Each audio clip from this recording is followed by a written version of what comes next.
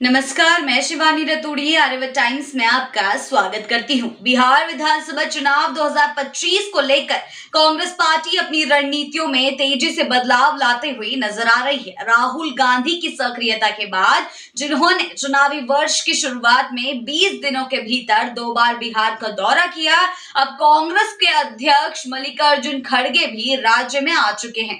Party के आला कमान की बढ़ती सक्रियता इस बात का संकेत दे रही है कि कांग्रेस बिहार चुनाव को पूरे दमखम से लड़ने के लिए तैयार है।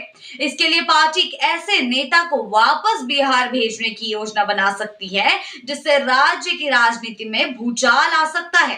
वह नेता है कन्हैया कुमार। जी हां, सियासी गलियारों में यह चर्चा जोरों पर है कि कांग्रेस पार्टी कन्हैया कुमार को एक बार फिर बिहार भेजने पर विचार कर रही है। कहा जा रहा है कि उन्हें बेगूसराय जिले की किसी विधानसभा सीट से चुनावी मैदान में उतारा जा सकता है। अगर यह खबर सच हुई तो इसका असर महागठबंधन पर भी पड़ सकता है। जी हां, खासकर राजद अध्यक्ष लालू यादव और उनके बेटे तेजस्वी यादव पर कन्हैया कुमार की वापसी से महागठबंधन में टकराव की स्थिति जो है वो बेहद ज्यादा उत्पन्न हो सकती है। कन्हैया कुमार की सियासी यात्रा की शुरुआत वामपंथी दलों के साथ हुई थी। 2019 के लोकसभा चुनाव में उन्होंने बेगूसराय से भाजपा के गिरिराज सिंह के खिलाफ ताल ठोकी थी। हालांकि उन्हें हार का सामना करना पड़ा था। जी हां, इसके बाद कन्हैया ने कांग्रेस पार्टी ज्वाइन की और माना जा रहा था कि 2024 के लोकसभा चुनाव में उन्हें बेगूसराय से ही टिकट मिल सकता है।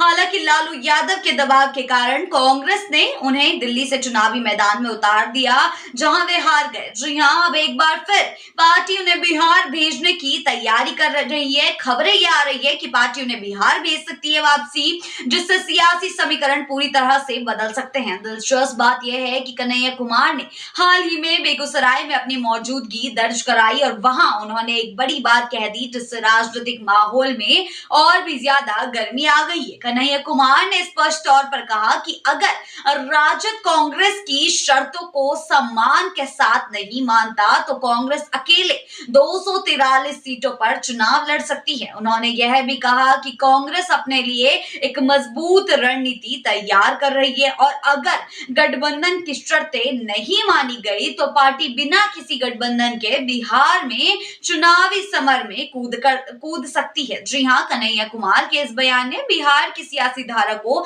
एक नया मोड़ दे दिया है। जहां एक और कांग्रेस पार्टी ने बिहार में अपनी स्थिति मजबूत करने के लिए कई कदम उठाए हैं, वहीं दूसरी ओर ये सवाल भी खड़ा हो रहा है कि क्या राजद और कांग्रेस के बीच में मतभेद बढ़ेंगे? क्या महागठबंधन का भविष्य अब खतरे में पड़ सकता है या फिर कन्हैया कुमार के कदम से बिहार में एक नई सियासी दिशा की शुरुआत होगी?